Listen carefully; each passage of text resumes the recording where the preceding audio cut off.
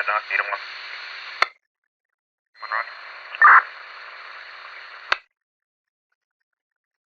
521. Start me a card for a parking problem.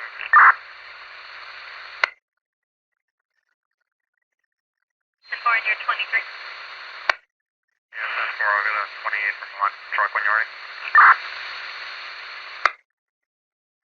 Go ahead. Here's a line truck, Boy Lincoln X-ray 985, should come back up and heading slowly.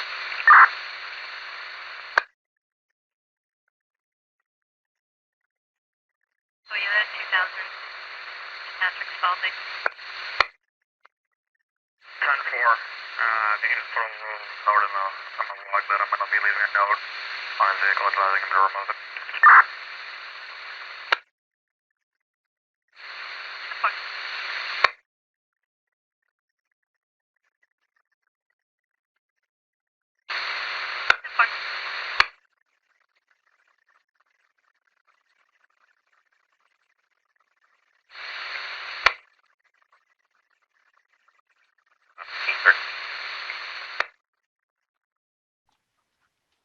Welcome back to my channel. Thank you so much for joining me today. We have the wonderful Veenu Keller, and Veenu has this amazing business called Veenu Inspires, where she is a coach, and she considers herself a parent, child, and peacemaker. She does family coaching, and she's actually going to be working on, or she is working on, her own reality TV show. And, you know, if we get a little bit of time later, maybe you could tell us a little bit about that. But, you know, Veenu, you know, what we're doing here with this series is I'm calling it Messages of Hope. And the reason why I'm calling it Messages of Hope is I want to speak to people who have been through some form of domestic abuse, are either in it, come out of it, or know someone who has been in a domestic abuse, situation. And the Messages of Hope part is I want people to understand that, you know, regardless of how bad it is or how bad it might have been, that there's always the possibility for really good things to come from the situation that you are in or have been in. A lot of people may not realize that, you know, that there's a possibility of hope, of something good, of a good life, of a good relationship, you know, and I really want to, you know, open the dialogue with people so that the world can see that this is a very big and very consistent problem that we all really need to spend time, you know, bringing to our awareness and paying attention and really, you know, trying to figure out how as a collective group we can really get to the place where we can stop domestic violence from happening. Yes. And what a beautiful month to do it in, right? Because it's Domestic Violence Awareness Month. So thank you so much for what you're doing. And you know, when I went through all this, I didn't even know I was in it, you know? And so I think it's so important we're bringing awareness. You know, I think there's a lot of women out there that don't even realize they're in this conundrum and they keep staying in it. And, you know, so all we can do is bring awareness, align with people, help share our stories, and hopefully share our triumphs through it and how we go from being a victim to survivor to actually a thriver. Right. And that's kind of what you do. I mean, you went from being a survivor to a thriver, and that's what you really spend a lot of time talking to people about and teaching people how to go from survival mode to thriving mode, because a lot of us don't even realize that we're actually in survival mode.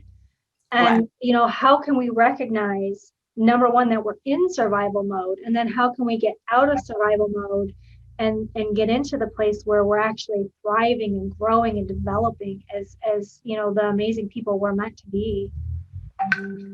Well, I mean, I think that once we get out of the victimhood of staying in that relationship for whatever reason, the survivor is I'm still alive. The survivor is I'm still getting out of bed. The survivor is there's still something in me that's pulling me forward, or at least keeping me afloat in that moment. You know, when I got out of the last, and I say the last because there was different relationships that I was in, and, you know, not all of them are violent, but there's still, you know, domestic violence through the emotional abuse that we go through. You know, when somebody makes you feel less than you are so they can empower themselves, and you feel that they're your lifeline, like you can't live without them, so you're stuck because that's all you're worth, that's also domestic abuse, and then it does transpire into physical abuse, which I also encountered. And it wasn't, and then when the last one ended, it took a month. Like I was so depressed for a month. Like I sent my kids to my mom's. She lives in Idaho, because I felt like I couldn't even parent them. Like it was hard to get out of bed. I would drink, I would take antidepressants, I would take my anxiety medicine, anything to numb that pain. And ironically, I was a cutter when I was a teenager, and I have a book called Numb. What's great is I didn't revert back to self-harm in that sense, but I still was self-harming in the sense that I was numbing the pain with some type of chemical, so I didn't have to feel it. And I was so depressed that how could this man that I loved cheat on me and leave me after everything I've been through with him? Like, no matter how much he hurt me, and he said he was sorry, and that, it wasn't me, it was him. And so I'm like, okay, it wasn't what I did, he's taking responsibility and ownership. Like I fell into that conundrum of it. When we look at movies, it's the abuser that brings you flowers and says, I'm so sorry if you just didn't make me mad. But I didn't even get that. I got him owning it. That, oh, I'm so sorry, I was drunk, and, thank you for loving me and staying here. And I fell into that, and I did it, and I hid from it. Like none of my friends knew, my coworkers didn't know. Like, I was in mental health of all things. It shows you the masks that we wear because we think that's all we're worth. That's all we're worth. And so in that mode, I didn't know I was even in victim mode. I thought this was just life because it's what I started out in. I mean, my first relationship, if you looked at it, was a sense of domestic violence, when he would get drunk and he would push me and, make me feel inferior to him and make me feel like I was the problem. And so I needed to do better, and I stayed in that relationship, even because I had a child now, and I was not going to be divorced. I wasn't going to be a statistic. Because I didn't listen to my mom. I didn't listen to her at 18 when I wanted to get married, and her saying, no, you don't. Oh, yes, I do. I knew what I wanted. And then here, at 20, I have my first child, and I'm going through all of this physical abuse, and it wasn't all the time. So like we put these rules over it. Well, it's not all the time. It's only when he drinks, and he only really drinks like once a month. So, and maybe it is my mouth. Maybe I am too dramatic. Maybe I just need to not talk and he wouldn't hurt me. Like you start to blame yourself. And again, there's so many excuses. And so you don't even realize you're in as a victim because you just excuse it away.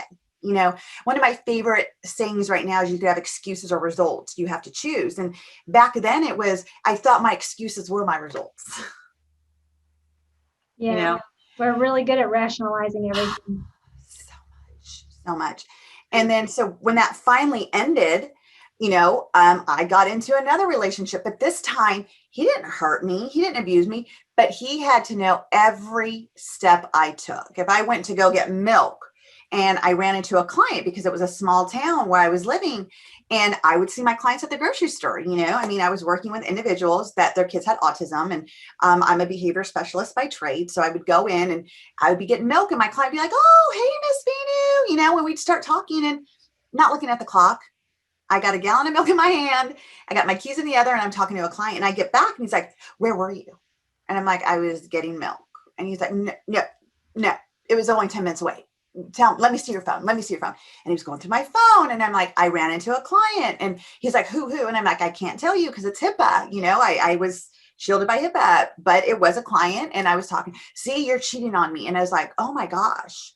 And then he would make me feel less than, and it was my fault, and I should have told him. And, back then we didn't have texting. We had cell phones, but we didn't have texting, and it was just so irrational.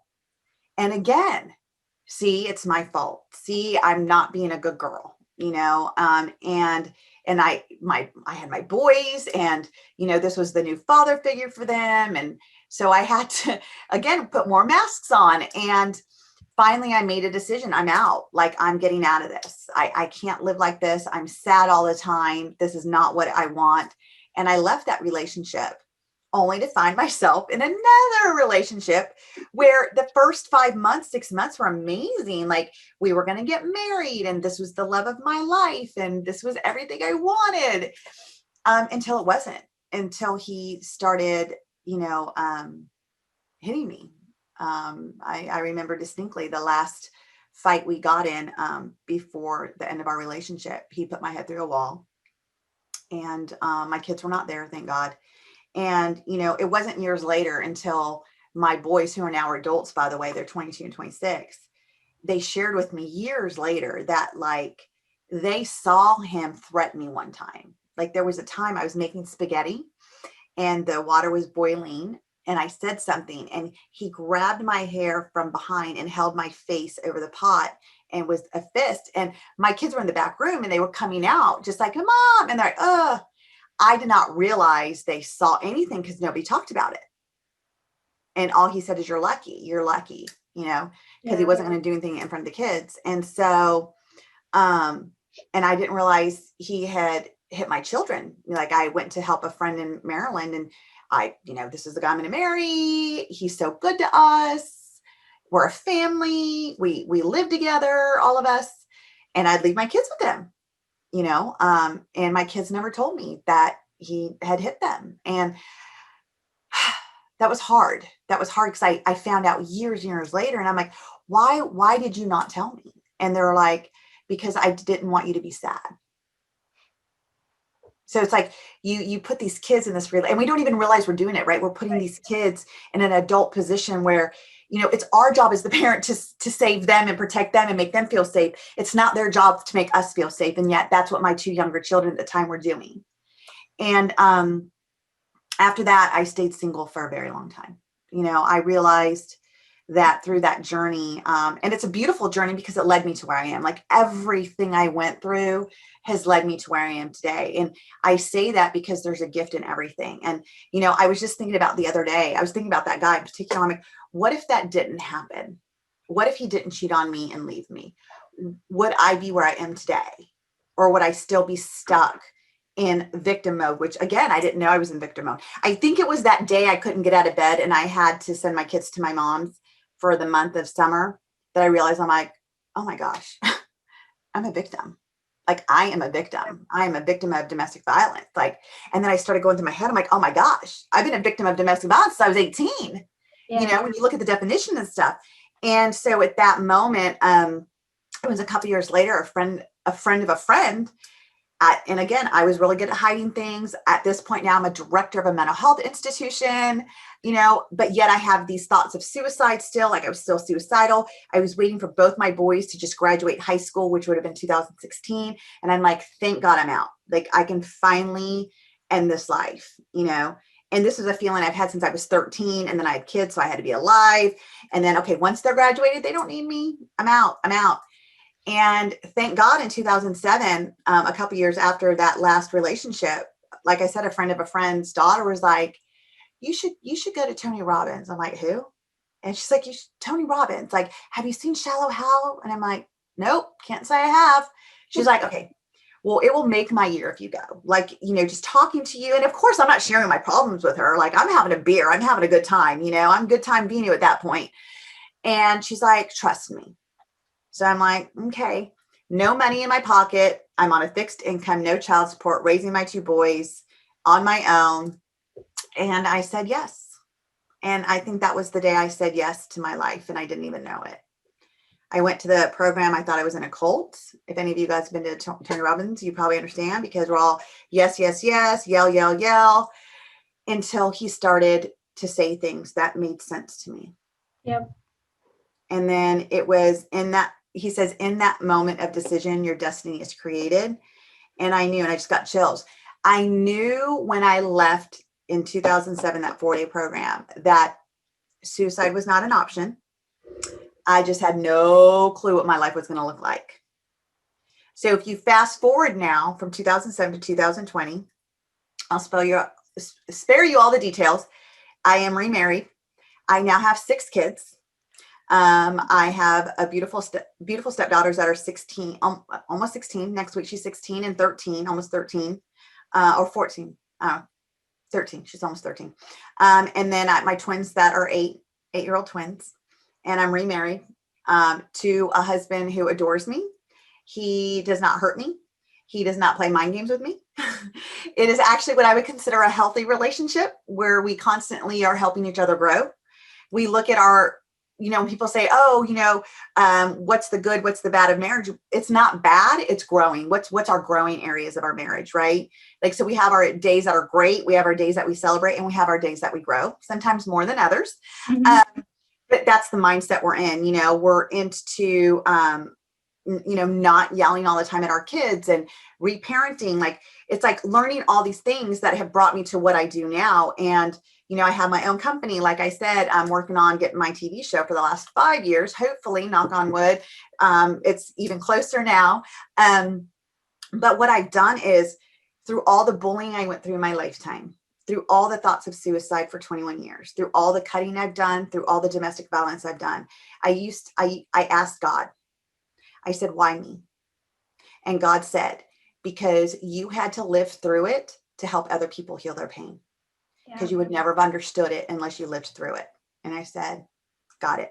So with that knowledge, what am I going to do with it? That's the gift. So I went through all of Tony's seminars. I'm in his leadership group. I actually was able to speak at a stage the other week for his Leadership Academy. And what I realized is the people I connect to are the people who need me, because I have not had one client since having my own coaching business that I don't relate to their story in some way. Right. I just haven't. And because I've been through it, and because I've gone through it, not even been through it, but a lot of people want to grow around the issue. I have grown through it. So now I am able to tell people, different tools that they need. And sometimes it's not even what I use, because what I use for me is not going to work for you.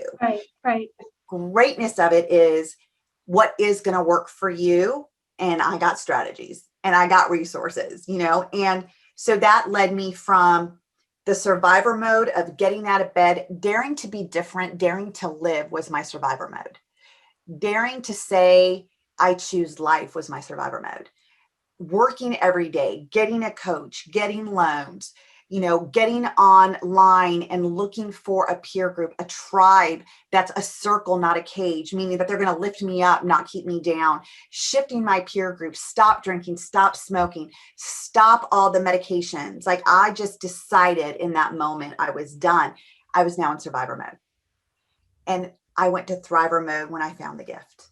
And the gift, the top gift, when you said, what's the one thing that was that distinction? It was the day that I learned that I was enough. That was my pivot. That was my pivot into thriving. It was the same for me, because I was in, violent, traumatic childhood. And then I went into abusive relationships as an adult, and then became a victim, an adult victim of sex trafficking. And I drank to numb, because it was the only way that I could cope. And I've attempted suicide multiple times, because, like, for me, it was, what the hell's the point?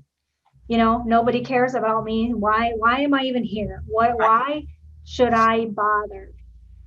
And so, when I started seeing my husband, this was 19 years ago, he really nice guy, like, totally nice guy. And I'm like, what's your game? Like, what are you playing at? What in the world you got going on? Because it was completely foreign to me. Mm-hmm.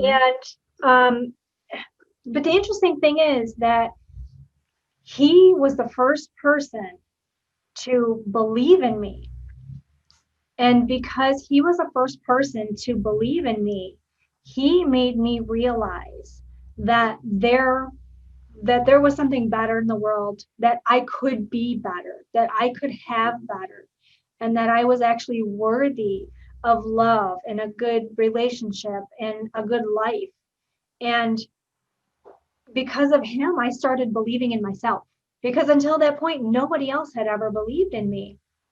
And so, like you, I also did a lot of soul searching and, why did this happen to me? Why did I have to go through this?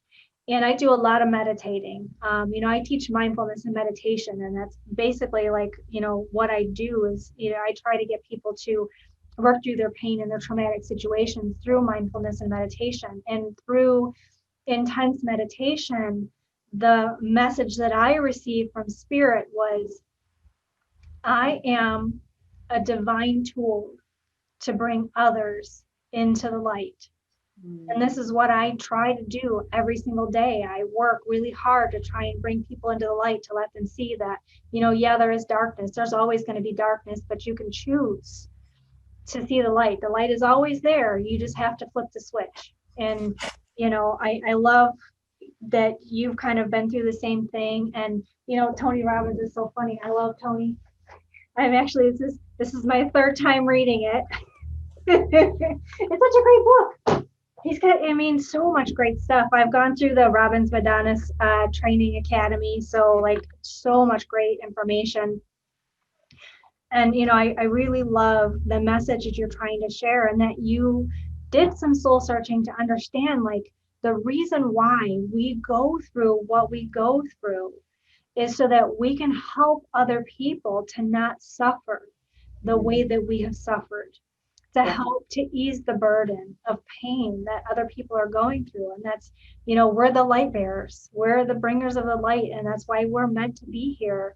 And bless you for doing this, and for really, really working on trying to, help the world to be a better place, and to help people go from being victims to being thrivers. So I really have to ask you though, like, what is a parent-child peacemaker? So it's funny that you say that, because I felt like, so when I started this trajectory, I was like, I got to stop bullying. Like, when I was a little girl, I said, I'm going to change society. Like, I was so hell bent on, I'm going to change society. I didn't want people to see me for my color of skin anymore. I didn't want people to see me for my race. I wanted people to see me for my own greatness, even though I didn't know what my greatness was. I just wanted to be great, because I thought if I was great, then you would like me.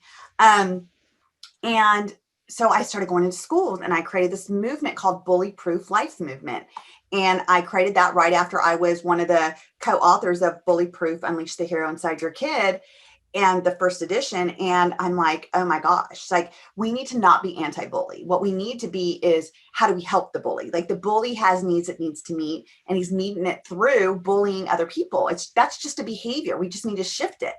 So I'm going to all these schools, and I'm connecting with these kids, and these kids are telling me like, oh my God, I was going to kill myself. And I heard your talk, and now I'm just, I get it, that it's like a permanent solution, and that it's only a temporary problem. And I understand now that this is temporary, because look at where you're at. So you speak your truth, and I align with that. But then they would go back home, and there's no support, and there's nothing to carry on.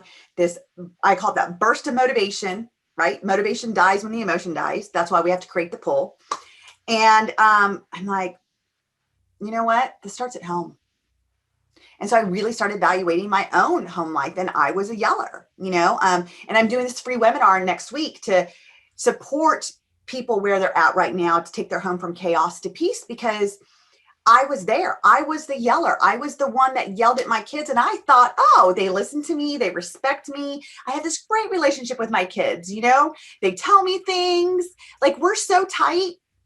And we weren't. What they were was afraid of me. They were afraid to get yelled at. So they just did what they needed to do. They never disrespected me. They were honest with me to a point. I think, but they also hid a lot that I didn't know, because they didn't want to get yelled at. So as much as I thought we were connecting, all I did is create a barrier of the bond that I wanted with my kids. And so when I look at that, and now both of them, don't have a lot of self-worth and self-esteem. And what I realized in that moment was, I parented them through my baggage of not being enough, my baggage of not liking myself, or like anything about myself wanted to talk about, and I gave that to them without any intention of doing that. And so what I started to do was rewire that. And so by the time I did that, though, they were already going into the, like, my one son, he's like 4 years older than my other one. So he was already in high school. My other one was just finishing middle school. So it's kind of like, was I too late? Can I rekindle this? And, when you ask them, what do they remember? They remember, I remember you yelling. I'm like, well, do you remember when I stopped? I mean, please, for God's sake, please remember when I stopped yelling. And they're like, well, sort of. And like for a parent, it's like, well, if you're not even going to notice it, why am I stop yelling? The thing is that I had embedded in them for so long that it was associated to me. So that even if I stopped yelling, they were just immune to it. Right. And so what I realized was, how do I need to communicate with my children in order for them to feel safe and connected and have a relationship that they want with me, right? Without being scared. So I developed this program where I actually move into homes with families, and I will sleep on your couch. I will sleep in a guest bedroom, wherever, because I don't want the opportunity that when I check out to go to a hotel, all the masks come off. Like when I'm there, they forget after the first 4 hours, they forget that I'm the guest, because we're all comfortable, when we go to bed, we all go to bed, and I'm there in the morning when they get up, like I'm just there now. And so I start to see things, I start to hear things. And as a behavior specialist, what I do is I look at behaviors. Like behaviors tell me a lot more than what comes out of people's mouths. So I have learned how to create that peace. How do you align with your kids? How do you create that rapport with your kids? And people are like, rapport, I'm the mom. Of course I have rapport. No, you don't. If they're not listening to you and you're like this, you are out of rapport. So how do you align? So there's two things that kids need, just like us adults, especially as women. We need to be seen and we need to be heard. So when your kid is, you're not listening to me. And when us parents say, yes, I am, but you're not doing it, we're not listening to them. What they need to hear is, I hear you. I hear you want to go. And I hear that you feel you're going to be safe. Now I need you to hear me. Are you ready to hear me? And they say, yes. And then I tell them what I said. And I said, okay, now tell me what you heard me say. And they say, I heard you say. And then I feel heard, right? And I said, so what are we going to do about this? How are you going to feel that you get to do what you need to do with your friends? And how am I as your mom going to feel that you're going to be safe? Because that's what it's really about. And we come up with a solution. There's no fighting. There's no power struggle, because what did I do? I heard them. I aligned with them. And I also gave them the control to help me decide what's the decision. Because kids tantrum, and whether they tantrum at a young age or they have, outbursts as an attitude outburst as a teenager, the fact is that they're having a tantrum. So to mitigate that, we have to align with them. We have to give them control, and they have to be seen and heard, because that's the attention that they're craving. So when you combined all that, you create the peace. That's awesome. And it's so funny too, because honestly, the people that end up being bullies are the ones who they weren't seen, they weren't heard. And so they do whatever they need to do to get the attention. And so these bullies end up becoming abusers. And so you're basically working to try and stop it at the start. Absolutely. Absolutely. And so we had to get to the cause. And, my online program, the Family Fix, it's time to rip off the Band-Aids. That's exactly what I do. We're ripping off the Band-Aids. We're getting to the core of it. Like, what's really going on with you, and that's just it, is that the bullies have learned that in order to be seen and heard, I need to raise my voice just like their parents do, or I need to get the attention I need, and I'm going to do it through that person, and all they need is they need to reshape that behavior. Because like you said, they grow up because they're like, oh, I got what I wanted. I felt that significance. I felt that connection. So now they're going to do it as adults. Right. And we have to get to the cause. We have to get to the root of it. We don't need to keep waiting. And so I would always tell schools, I wrote a whole curriculum for schools on bullying, and I couldn't get it out there. I'm like, nobody wants this? Are you kidding me? And so then I'm like, fine, then I will go I'm going to get even deeper. I'm going to go into homes. And so now I work with the parents. And what I'm finding is that even the parents are not on the same page. Mom's trying to pacify dad, who's the entrepreneur and at work all day. And he comes home and he doesn't want to hear yelling and fighting. He just wants to have a peaceful meal, sit down, maybe keep scrolling through his emails, because that's where he gets his significance, is through his work, right? And so the wife wants to make sure he's happy. So she's like, shh, and she's giving into the kids, and she can't understand why the kids don't respect anybody. And then she's not feeling seen and heard. And then when she does do something, he's like, just give it to them, for God's sake, just give it to them. So now what we're doing is we're putting another Band-Aid, like there's just Band-Aids on top of Band-Aids. And so I come in there to rip off the Band-Aids. I come in there to heal that relationship, to create a deeper connection between the marriage, to get them on the same page, to create that communication, to help understand, like I'm certified in the DISC personality program. And what I've noticed is just by talking and asking about fears and stuff, I could tell what people's personality traits are. And when you have, the dad who's a high C and needs it all organized and stuff, and that's how he runs his business, and mom's a high I who just wants to keep talking and talking because that's how she gets her significance, and he feels that if he doesn't do it right, that he's failing. And she feels that if you say anything to her, she's being rejected. There's a lot of issues there. So I come in and I help like redo that and help them understand that like communication is the key thing first, because we have to get the clarity in order to see where we want to go. We got to be clear on where we're at. Right. It totally makes sense. And I always tell people, when someone acts out, they need compassion, because it's a cry for help. Mm-hmm. It's them saying like, there's something wrong, I'm hurting. And instead of vilifying them, we need to really be compassionate and say, okay, I understand that maybe I can't meet you where you are. I can't see exactly where you've been, but I can understand that you're going through something, and I can respect that, and maybe give you a little bit of space, or, just say I'm here for you, or talk to you, or whatever, because sometimes they just don't want to talk. They don't want anything. But what they really need is for people to understand that, they're hurting, and right. They really need. And we need to like stop. We have to take off the labels. Like if we just stop with the labels, like, oh, they're a bully, or they're the bad kid, or whatever. And we start looking at like, what is a behavior? A behavior is simple. It is a need that's not being met. Yeah. That's all it is. Their body, their mind, their focus, it's all related to, what do I need to do to get this need met? Because when I say it, you don't hear it, but when I act up, you definitely see it. Right. And so this is all the things that I teach parents, like in order to, have peace in your home, you need to learn how to align with your kid. You need to get clarity of where you're at, first of all. Like, when you're constantly yelling, where did that come from? And then how do you align? And how are you able to give your children control and attention in a guided way, right? I always call it controlled control. You control the control you give.